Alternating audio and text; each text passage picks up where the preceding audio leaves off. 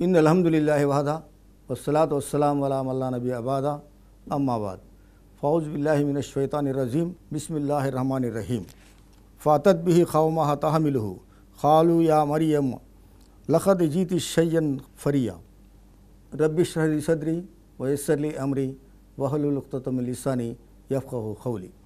నేను ముందుగా రుజుమార్గం TV channel ప్రేక్షక మహాశయులకు ఇస్లామీయ పద్ధతిలో ఆహ్వానిస్తున్నాను. అస్సలాము అలైకుం వరహ్మతుల్లాహి వబరకాతుహు. మరి దీని అర్థము అల్లాహ్ సుబ్హానహు వ తఆలా యొక్క కారుణ్యం శుభాలు మీ అందరి జీవితాలలో వర్షించుగాక. మనం మరియం అలైహిస్సలాం వారు భర్త లేకుండా జన్మించినటువంటి కుమారుణ్ణి తీసుకొని తన గ్రామంలో చేరినప్పుడు ప్రజలు పెడుతూ ఉన్నటువంటి బాధలు వింటూ ఉన్నాము. అల్హమ్దులిల్లా ఆ పసిపిల్లవాడిని ఎత్తుకొని ప్రజల ముందుకు వచ్చినప్పుడు ప్రజలందరూ గుమిగూడి ఒక వింత పశువుని చూసినట్లుగా మరియం అలైహిస్సలాంని చూస్తూ హేళనగా చూడసాగారు. ఓ మరియం, నీవు చాలా తప్పు పని చేశావు, నీవు చాలా చెడ్డ పని చేశావు అని.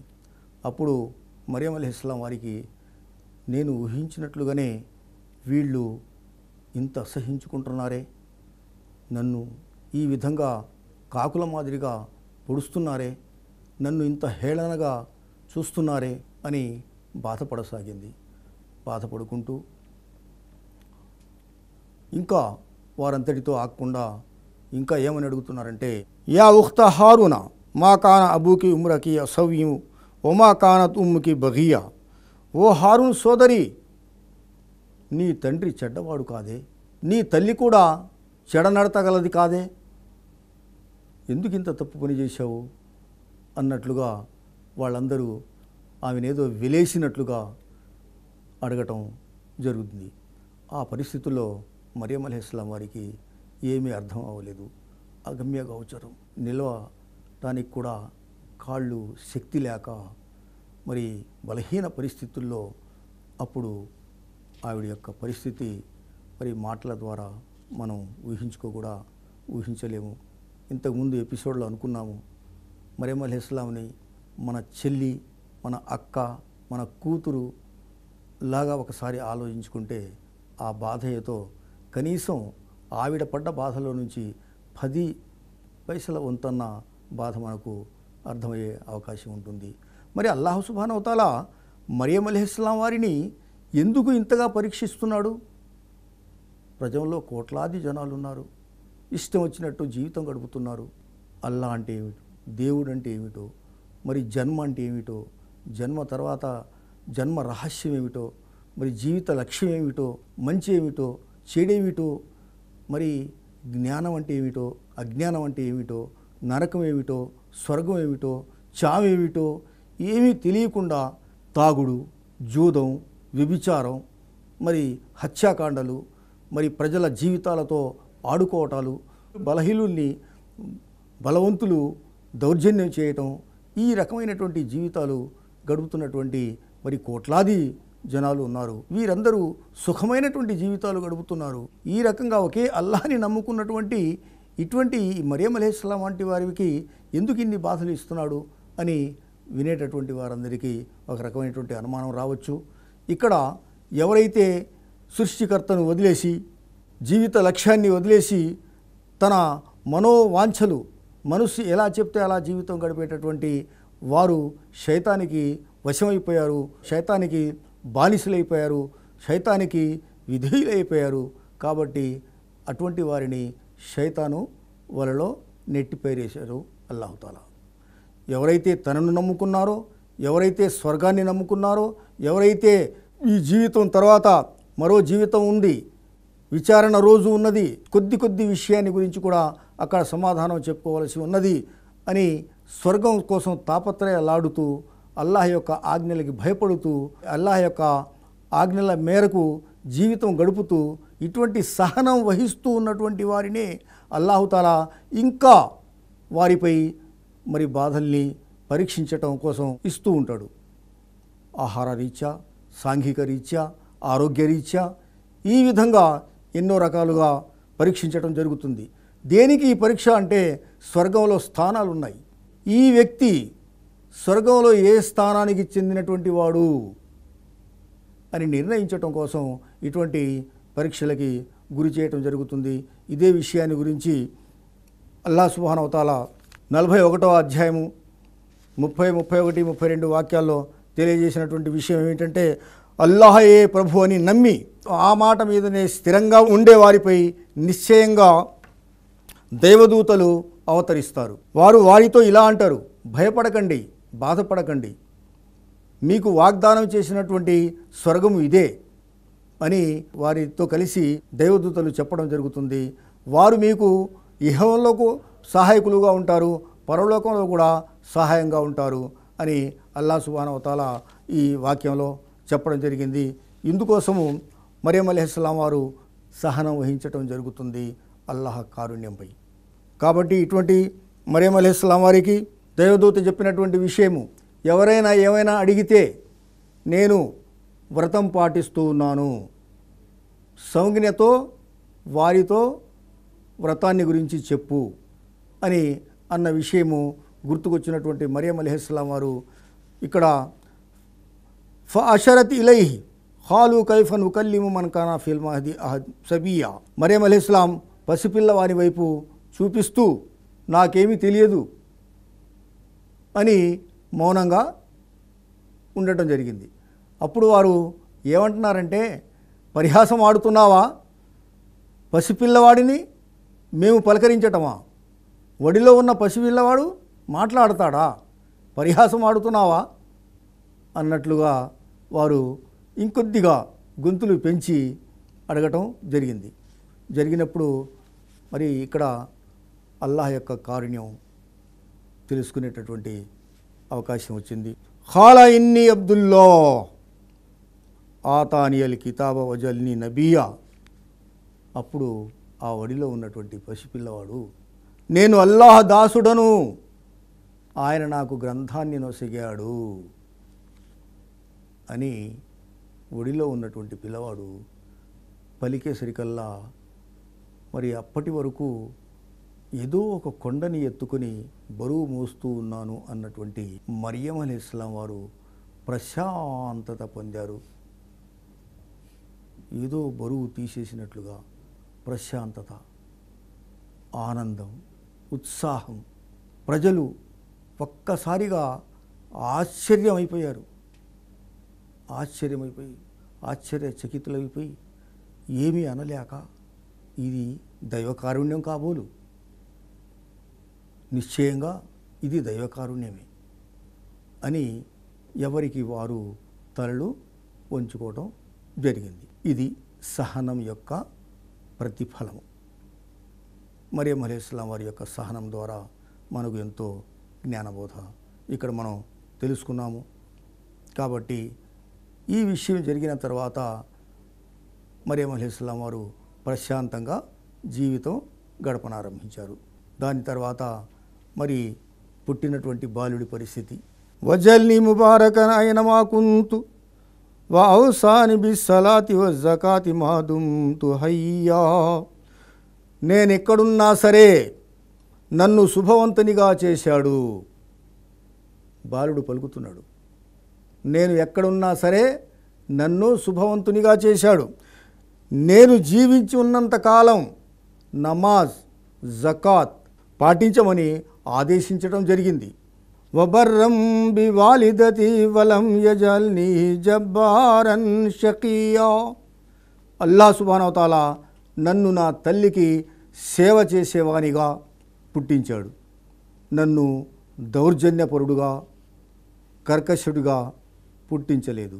ఇదే అధ్యాయంలో 14వ వాక్యంలో హజ్రత్ యహ్యా అలైహిస్సలాం వారిని గురించి వాలిదైహి అంటే తల్లిదండ్రుల సేవ నిమిత్తం కోసం చేశాడు అని, ఇక్కడ ఈసా అలైహిస్సలాం వారికి ఒక్క తల్లికి సేవ మాత్రమే ఇక్కడ ఉదాహరించడం జరిగింది.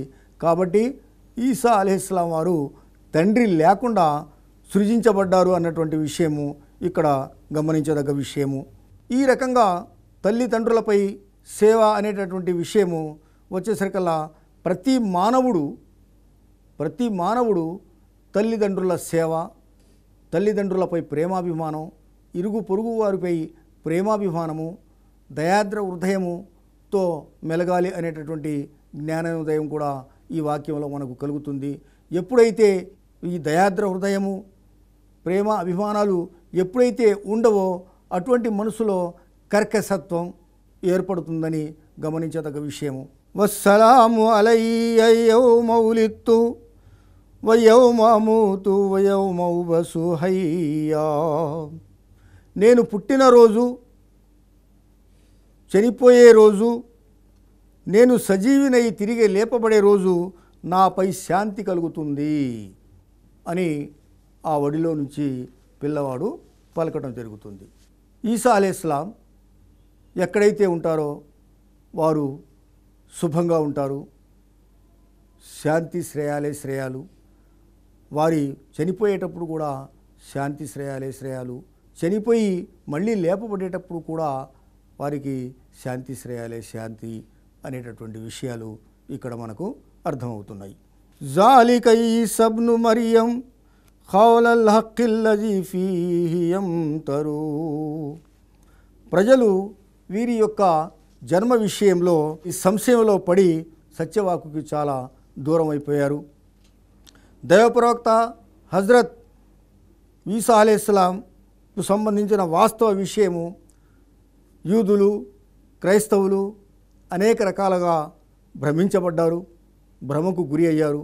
కొందరు వారిపై ఉన్నటువంటి భక్తితోని వారి యొక్క స్థానాన్ని అతిగా పెంచేశారు, మరి కొందరు చాలా కిందికి దించివేయడం జరిగింది. కాబట్టి నిజమైనటువంటి విషయాలు తెలుసుకునేటటువంటి, గ్రంథంలో ఉన్నటువంటి జ్ఞానాన్ని తెలుసుకునేటటువంటి ప్రయత్నము చేస్తే ప్రజలకి ఎంతో లాభం కలుగుతుంది. మా కాన లిల్లాహి అయ్యత్తఖిజ మిన్ వలద్ సుబ్హానహు ఇజా ఖజా అమరన్ ఫఇన్నమా యఖూలు లహు కున్ ఫయకూన్. అల్లాహకు సంతానం అని కొందరన్నారు, అల్లాహే యేసుగా భూమి మీదకి వచ్చాడని కొందరన్నారు.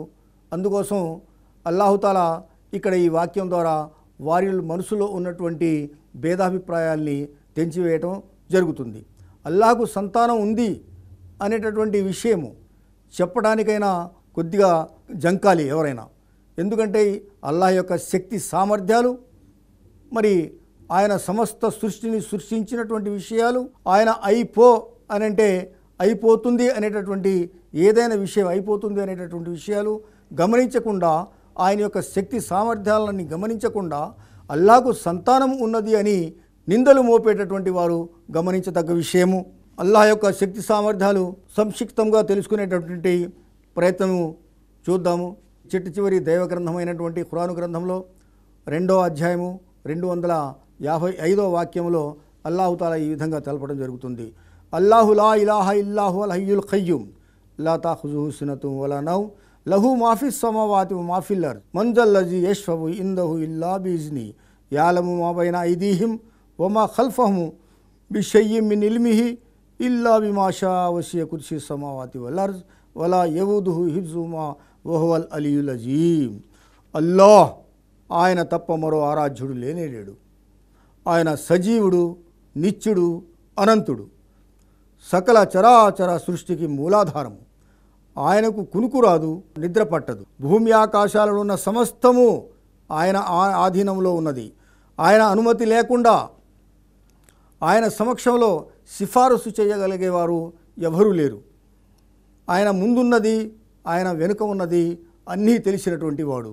ఆయనలో ఉన్నటువంటి ఈ జ్ఞానము ఏ విషయము ఎవరి గ్రహణ పరిస్థితికి కూడా అందదు.